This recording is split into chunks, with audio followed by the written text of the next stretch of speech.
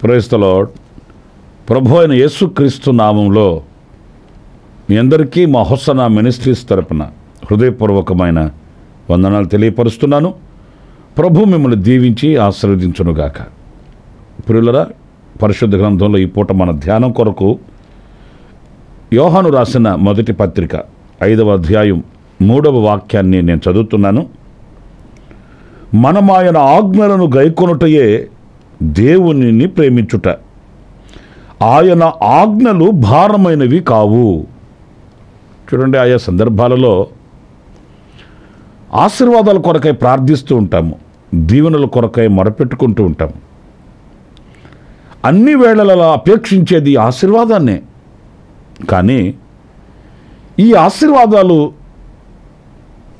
ఎలా మనకు కలుగుతాయి, ఎప్పుడు మనకు అనుగ్రహింపబడతాయి అనేది మనం వివేచించలేమండి. ప్రార్థిస్తున్నాము, మొరపెట్టుకుంటున్నాము, దేవుడు మమ్మల్ని ఆశీర్వదించట్లేదే అనే అసంతృప్తిని కనపరుస్తామే. కానీ ఈ దేవుని దీవెన ఆశీర్వాదం ఏ మూలాన మనకు కలుగుతుంది, ఎప్పుడు మనకు ఆయన అనుగ్రహిస్తాడు అనేది గ్రహించలేని మందమతులమైపోతూ ఉంటాము. దేవుని వాక్యంలో మనం గమనించినప్పుడు ప్రతి ఆశీర్వాదం కూడా ఒక ఆజ్ఞకు ముడిపడి ఉంటాయండి, ఒక నిబంధనకు ముడిపడి ఉంటాయి. దేవుని ఆజ్ఞానుసారమైన మార్గాన్ని నడవకుండా దేవుని దీవెనలు మనకు రావు అనేది మనం స్పష్టంగా తెలుసుకోవాలి. మన పోకడలో మనం వెళుతూ, మన ఆలోచనలు మనం నెరవేర్చుకుంటూ, మన చిత్తాన్ని మనం సంపూర్తి చేసుకుంటూ దైవ దీవెనలు కోరుకోవడం అనేది అవివేకమని చెప్పుకోవాలి. అంచేత దీవెనల కొరకై మొరపెట్టే ముందు మనం దేవుని ఆజ్ఞకు లోబడుచున్నామా, మనం ఆయనను ప్రేమించే వారమై ఉన్నామా అనే విమర్శ, అనే ప్రశ్న మనందరికీ కలగాలి. కొన్ని సందర్భాలలో దీవెనలు ఆశిస్తామే కానీ ఆయన ఆజ్ఞలు నెరవేర్చడానికి మనస్కరించమండి. ఎందుకంటే ఆయన ఆజ్ఞలు భారమైనవిగా మనం యోచిస్తూ ఉంటాం.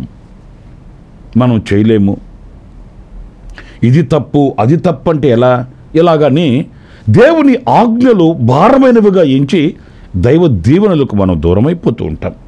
ప్రియులారా, మరి ఈ వాక్యంలో పరిశుద్ధాత్మని ద్వారా మనం తెలుసుకుంటున్న సత్యం, ఆయన ఆజ్ఞలు భారమైనవి కావు. ఎలా ఉంటాయి మరి ఆయన ఆజ్ఞలు అనంటే, మనం మొట్టమొదటిగా ఆదికాండం 1వ అధ్యాయం 28వ వాక్యంలో మనం చదువుతామండి. అక్కడ వ్రాయబడిన మాట, దేవుడు వారిని ఆశీర్వదించెను. చూసారండి, ఆయన ఆశీర్వదించాడు వాళ్ళని. ఎప్పుడు, ఎలా అనేది గనక ఆలోచిస్తే, ఎట్లనగా మీరు ఫలించి అభివృద్ధి పొంది విస్తరించి భూమిని నిండించి దానిని లోపరుచుకొనుడి. ఇక్కడ మీరు దేవుని యొక్క ఆజ్ఞ ఏంటి అనేది గమనిస్తే, మీరు ఆశీర్వదించబడండి, మీ ద్వారా భూమి నింపబడాలి. అయితే ఆజ్ఞ ఏంటంటే దానిని మీరు లోపరుచుకొనుడి. ప్రియులారా, విశ్వాసులుగా ఈరోజు మనం గమనించవలసింది, మనం దీవించబడాలి, ఆశీర్వదించబడాలి, గొప్ప చేయపరచబడాలి. అది దేవుని సంకల్పమే. దరిద్రతతో మనం నలిగిపోవడం, కొదువులతో కృషించిపోవడం, నవ్వుల పాలై సమాజంలో తల ఎత్తలేకపోవడం, ఇవన్నీ ఆయన మన ఎడల సంకల్పించినవి కావు, ఆయన మన ఎడల కోరుకున్నవి కూడా కాదండి. మనం ఉన్నత స్థితిలో ఉండాలని, పైవానిగా ఉండాలని, అనేకులకు సహాయం చేయగలిగిన స్థితిలో మనం ఉండాలని, తలగా మనం ఉండాలని ఆయన ఆశ, అభిలాష కూడాను. అయితే ఈ విస్తరించబడిన మనం, అభివృద్ధి పొందిన మనము దానిని లోపరుచుకోవాలి. అంటే ఒక ఏలే విజయవంతమైన బ్రతుకు మనకు కావాలండి. ఈ మొదటి ఆశీర్వాదాన్ని మనం గమనించినప్పుడు, ఈ మొదటి ఆజ్ఞను మనం గమనించినప్పుడు, ఆయన ఆజ్ఞలలో మనం గమనించవలసింది విజయం. ఈ రోజున ఆశీర్వదించబడుతూ ఆ ఆశీర్వాదాలకి లోబడిపోతున్న వారు కనిపిస్తున్నారండి. సంపద కానివ్వండి, సమృద్ధి కానివ్వండి, సంతోషం కానివ్వండి, ఈ రోజున మనిషిని లోపరుచుకుంది. మానవుడు వాటి యందు అపజయం పాలై శిరస్సు వంచి ధనము మనిషిని ఎలా ఈడ్చుకుని వెళుతుంటే అలా ఎడవబడుతున్నాడు. ఒక్క మాటలో చెప్పనా, ధనాన్ని బలాన్ని జయించవలసిన నరుడు ఆ ధనము చేతిలో, ఐశ్వర్యం చేతిలో ఓడిపోయి బానిస అయిపోయాడు. కావాలంటే కొంతమందిని చూడండి, ఏమండి, డబ్బు లేకపోతే ఏ పని జరగదండి. డబ్బు లేకపోతే, ఐశ్వర్యం లేకపోతే మనం ఏమి సాధించలేమండి అని వాటి వెంట పరిగెత్తుతున్న వ్యక్తులను మనం చూస్తున్నామండి. కానీ దేవుని దీవెన అలాంటిది కాదు. దైవ ఆశీర్వాదం ఆయన అనుగ్రహించింది దాని కొరకు కాదు. మీరు ఫలించి అభివృద్ధి పొంది వాటిని లోపరుచుకోండి. మీరు బాధపడకండి. ఒక్క మాట కాస్త కఠోరంగా మాట్లాడుతున్నాను నేను. అదేంటంటే, మనల్ని వెంబడించేదిగా ఏదైనా ఉండాలి, కానీ వాటిల్ని వెంబడించే వారముగా మనం ఉండకూడదండి. మన చేతి క్రింద అవి ఉండాలి, కానీ వాటి చేతి క్రిందకి మనం వెళ్ళకూడదండి. ఐశ్వర్యం లేకపోతే, ధనము లేకపోతే నేను బ్రతకలేను, నేను జీవించలేను అనే దయానికమైన స్థితికి మనం దిగజారిపోకూడదండి. ఈరోజున అనేక దౌర్బల్యమైనటువంటి అనుభవాలకి ఈరోజు మనిషి ఎందుకు పాల్పడుతున్నాడంటే, ఈ బానిసపు బ్రతుకుతూ ఉన్నందుచేతనే. నా ప్రియమైన దేవుని బిడ్డలారా, మీరు ఆశీర్వదించబడి, మీరు ఫలించి అభివృద్ధి పొంది అన్నింటిని లోపరుచుకోమన్నాడే, కానీ లోబడిపోమని చెప్పలేదండి. ఇక్కడ మరొక మాట కూడా నేను మీతో చెప్పాలి. అదేంటంటే, ఈ ఆజ్ఞలు భారమైనవి కావు అన్నాడు. మరి అంత సులువైనవి అయితే మనల్ని ఎందుకు జయిస్తున్నాయి అనే విషయం, అనే ప్రశ్న మనకు కలగాలి. ప్రియులారా, చూడండి, సృష్టిలో మనం గమనించినప్పుడు సమస్తము మానవుని కొరకు నిర్మించబడినవే కానీ, సృష్టించబడినవే కానీ, వాటన్నింటి కొరకు మానవుడు సృష్టించబడలేదండి. మన కొరకు సృష్టించబడినవి, మన కొరకు నిర్మించబడినవి అవన్నీ కూడాను. మరి వాటిని మనం జయించలేకపోవడం ఏంటి? వాటిని మనం అధిగమించలేకపోవడం ఏంటి? అది భారమైనదా? కావు. మన మనస్సుని మనం స్థిరపరచుకునే, మన మనస్సుని మనం నడిపించుకునే విధానంలో, మన యొక్క మార్గాన్ని మనం ఎంపిక చేసుకునే విషయంలో మనం జాగరూకులమై ఉండాలండి. కనుక నా ప్రియమైన సహోదరులారా, ఆయన ఆజ్ఞ ఒక జయమునకు సంబంధించినది. ఆ జయముతో కూడిన ఆ ఆజ్ఞని మనం నెరవేర్చాలి. అప్పుడే అభివృద్ధి పొందుతూ మనము విస్తరించగలుగుతాము అనే విషయాన్ని మనం గమనించాలి. మరొక మాట నేను మీకు జ్ఞాపకం చేస్తాను.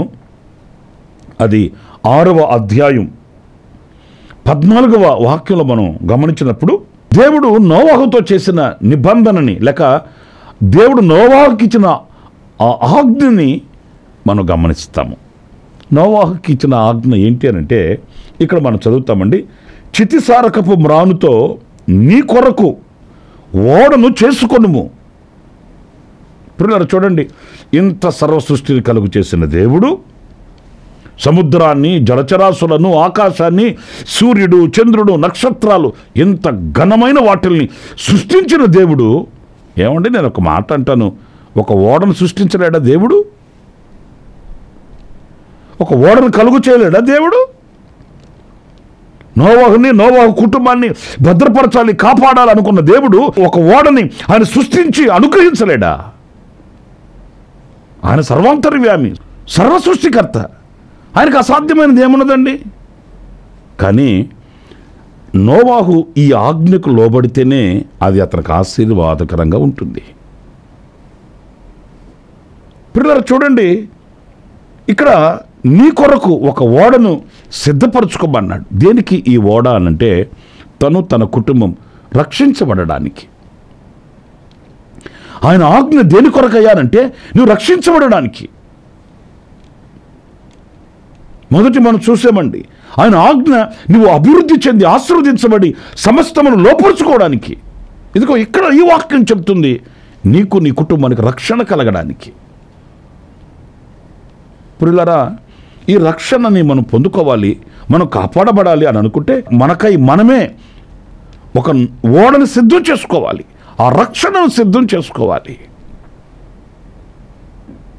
చాలామంది అవివేకంగా ఏమంటారంటే, ఆయన సజీవుడు అంటున్నారు కదండి, ఆయన దేవుడు కదండి, అలాగైతే మమ్మల్ని రక్షించుకోమను, మమ్మల్ని కాపాడమను, మమ్మల్ని తప్పించమను అని చెప్తుంటారు. అహంకారపు మత్తు. దేవుడు మన కొరకు ఓడను సిద్ధం చేసి మనకేమీ బాధ్యత లేకుండా ఆయన మనల్ని తీసుకుని ఆ ఓడలో ఏం కూర్చుండబెట్టడు. రక్షణ కలిగించే ఆ మార్గాన్ని ఆయన చూపిస్తాడు, కాపాడబడే మార్గాన్ని చూపిస్తాడు, తప్పింపబడే మార్గాన్ని చూపిస్తాడు. దానిని ఎంపిక చేసుకొని దానిని సిద్ధం చేసుకొని అందులో మనం చేరవలసిన బాధ్యత మన మీద ఉంటుంది. ఇంకొక మాట నేను మీతో చెప్తాను, అదేంటంటే పూర్ణ స్వతంత్రతను కూడా ప్రభువు అనుగ్రహించాడు. ఆ ఓడను సిద్ధం చేసుకొని ఆయన ఆజ్ఞకు లోబడితే వారి కుటుంబాన్ని కాపాడుకోగలుగుతారు. అంటే వారి కుటుంబాన్ని కాపాడుకునే స్వతంత్రతను కూడా ప్రభు ఇచ్చాడు. అన్నప్పుడు ఈ రోజున ఈ భారమైనవి ఈ ఆజ్ఞలు అందామా, లేక దేవుడు నన్ను రక్షించడానికి ఈ ఆజ్ఞలు, దేవుడు నన్ను తప్పించడానికి ఈ ఆజ్ఞ, దేవుడు నన్ను ఉన్నతమైనటువంటి స్థితిలోనికి తీసుకుని వెళ్ళడానికి ఈ ఆజ్ఞ అని భావిస్తామా? మనం కష్టతరమైనవిగా మనం ఎంచుకుంటాము, కానీ దేవుడు మనకిచ్చిన ఆజ్ఞ మనల్ని ఆశీర్వాదకరంగా ఉంచటానికి అనే ఉద్దేశపూర్వకమైనవని మనం గ్రహించలేకపోతున్నాం. నోవాహు చరిత్రలో మనం చదువుతామండి, దేవుడు అతనికి ఏదైతే ఆజ్ఞాపించాడో ఆ రీతిగానే చక్కగా ఆ నావని, ఆ ఓడని సిద్ధం చేసుకున్నాడు. అంతకుముందు ఎప్పుడు కూడా అలాంటివి జరగకపోయినా, వర్షం అనేది వారికి తెలియకపోయినప్పటికీ దేవుడు నాతో చెప్పాడు, దేవుడు నాకు ఈ మార్గాన్ని ఎంపిక చేశాడు, దేవుడు నాకు ఈ యొక్క చిత్తాన్ని తెలియపరిచాడని ఆ చిత్తానికి లోబడి, ఆ ఆజ్ఞకు లోబడి ఓడను సిద్ధం చేసుకున్నాడు. నోవాహు కుటుంబం మాత్రమే ఆ ఓడలోనికి ప్రవేశించిన జంతువులు కానివ్వండి, పక్షులు కానివ్వండి, అవి మాత్రమే రక్షించబడ్డాయి, తప్పించబడ్డాయి, కాపాడబడ్డాయి. నా ప్రియమైన దేవుని బిడ్డలారా, దేవుని ఆజ్ఞలు ఎప్పుడు కూడా భారమైనవి కావండి. ఆయన ఏం చెప్తే అది చేయడం మనకు ఆశీర్వాదకరం. ఆయన ఏది బోధిస్తే దానికి శిరస్సు వంచడం మనకు ఆశీర్వాదకరం. ఆయన ఏది మనకు తెలియపరిస్తే ఆ విషయంలో మనం జాగరూకులమై ఉండడం మనకు దీవెనకరం. అంతేకాని ఇది ఎలా కలుగుతుంది, అది ఎలా వస్తుంది, ఇది జరిగేనా, అది వచ్చేనా, అది ఉండేనా, ఇది తీరేనా, ఇలాంటి ప్రశ్నలన్నీ మన జీవితానికి నాశనాన్ని చూపిస్తాయి అనే విషయాన్ని మనం మర్చిపోకూడదండి. కనుక ఆ రక్షణకు సంబంధించిన ఆ ఆజ్ఞను మనం సమ్మతించాలి, కానీ మనం వ్యతిరేకించకూడదనే విషయాన్ని కూడా మనం తెలుసుకోవాలి. ఇంకొక మాట కూడా నేను మీకు తెలియపరుస్తాను. అది దేవుడు ఇశ్రాయేలుకి ఇచ్చిన ఆజ్ఞ. మన అందరికీ బాగా తెలుసు. నిర్గమకాండం 20వ అధ్యాయం 3వ వాక్యాన్ని మనం గమనించినప్పుడు, నేను తప్ప వేరొక దేవుడు నీకు ఉండకూడదు. ఇది చూడండి, ఆయన ఇచ్చిన ఆజ్ఞ మరొకటి ఏంటంటే, నేనే దేవుడును, నేను తప్ప వేరొక దేవుడు మీకు ఉండకూడదు. అంటే ఇక్కడ ఒక ప్రశ్న, ఇంకొక దేవుడు కూడా ఉన్నాడా, ఇంకా దేవుళ్ళు ఉన్నారా అనే ప్రశ్న మనకు వస్తుంది. ఎవరు లేరు, కానీ ఈరోజు నరుడు అనేక మందిని దేవుళ్ళుగా చేసుకున్నాడు. దేవుడు ఒక్కడే, కానీ ఆ దేవునిని ఎరుగని ప్రజలు ఎందరినో దేవుళ్ళుగా చేసుకున్నారు. అందుచేత ప్రభు అంటున్నాడు, నేనే దేవుడను, నేను తప్ప వేరొక దేవుడు లేడు. కానీ మీరు చేసుకున్నారు అనేక దేవుళ్లను. గనుక నేను తప్ప మీకు ఎవరు కూడా దేవుడై ఉండకూడదు అని ఒక ఆజ్ఞ. ఇది దేనికి సూచన కనిపిస్తుంది అనంటే, ప్రియులారా చూడండి, ఇది ఒక పరిశుద్ధతకు సూచనగా కనిపిస్తుందండి. ఎందుకంటే మనిషి ఈ రోజున సర్వశక్తి కలిగిన దేవునిని విడిచి, జీవాధిపతి అయిన ప్రభువుని విడిచి, కనికరించగలిగిన, కటాక్షించగలిగిన, కృప చూపగలిగిన దేవునిని విడిచి పలు విధాలుగా ఈరోజు తప్పిపోయాడు. దేవునికి దూరమైపోయాడు, మలినమైపోయాడు, హృదయాన్ని చెరుపుకున్నాడు. ఈ చెరపబడిన ఈ హృదయం, దేవునికి దూరమైన ఈ హృదయం పాపభూయిష్టమైపోయింది. దేవుని భయం హృదయంలో ఉండట్లేదు, దేవుని ఆలోచన హృదయంలో ఉండట్లేదు, దేవుని వాక్యం ఆ హృదయంలో ఉండట్లేదు, దేవుని సంకల్పం ఆ హృదయానికి దూరమైపోయింది. ఇప్పుడు ఆ హృదయానికి కావాల్సింది ఎవరంటే దేవుడు కావాలి, దేవుని భయము కావాలి, దేవుని వాక్యం కావాలి, దైవ సంకల్పం కావాలి, దేవుని చిత్తము కావాలి. అందుకే ప్రభు అంటున్నాడు, నేను తప్ప వేరొక దేవుడు నీకు ఉండకూడదు. నా ప్రేమైన సహోదరులారా, ఈ పరిశుద్ధత కొరకైన ఈ ఆజ్ఞ మనల్ని దేవునితో ఐక్యం చేస్తుందండి, మనల్ని దేవునితో ఏకం చేస్తుందండి. దేవుడు కలిగిన ప్రజలుగా మనల్ని మారుస్తుంది, దేవుడు కలిగిన జనాంగముగా మనల్ని ఆయుత్తపరుస్తుంది, దేవునికి మనకు ఒక సన్నిహితమైన సత్సంబంధాన్ని ఏర్పరుస్తుంది. మరి ఈ ఆజ్ఞ భారమైనది అనుకుందామా? మరి ఆజ్ఞ భారమైనదని మనం ఆ ఆజ్ఞను నెరవేర్చకపోతే మనం దేవుడు కలిగిన ప్రజలు ఎలా కాగలుగుతామండి? దైవ దీవెనలు ఎలా పొందుకోగలుగుతామనే ప్రశ్న మనకు కలగాలి కదండి. నా ప్రియమైన దేవుని బిడ్డలారా, ఆయన ఆజ్ఞలు ఎప్పుడు భారమైనవి కావు. ఆ ఆజ్ఞల ద్వారా మనం దేవునికి అత్యున్నతమైన సహవాసం కలిగిన వారమై, పరిశుద్ధతను కలిగి, పరిశుద్ధత వైపు మనము నడిపించబడగలిగిన వారమై, ఒక ఉన్నతమైన దీవెనకు మనం యోగ్యులుగా మార్చబడగలుగుతామనే విషయాన్ని మనం మర్చిపోకూడదు. గనుక నా ప్రియమైన సహోదరులారా, ఆయన ఆజ్ఞలు భారమైనవి కావు. మరి దేని కొరకు అనంటే, మనం లేఖనాలు చదువుతూ వచ్చాము, మనం అభివృద్ధి పొంది విస్తరించి సమస్తమును లోపరుచుకొనుటకు, రెండవది మనకు రక్షణ కలుగుటకు, మూడవది పరిశుద్ధత కలుగుటకు అనే విషయాన్ని మనం మర్చిపోకూడదు.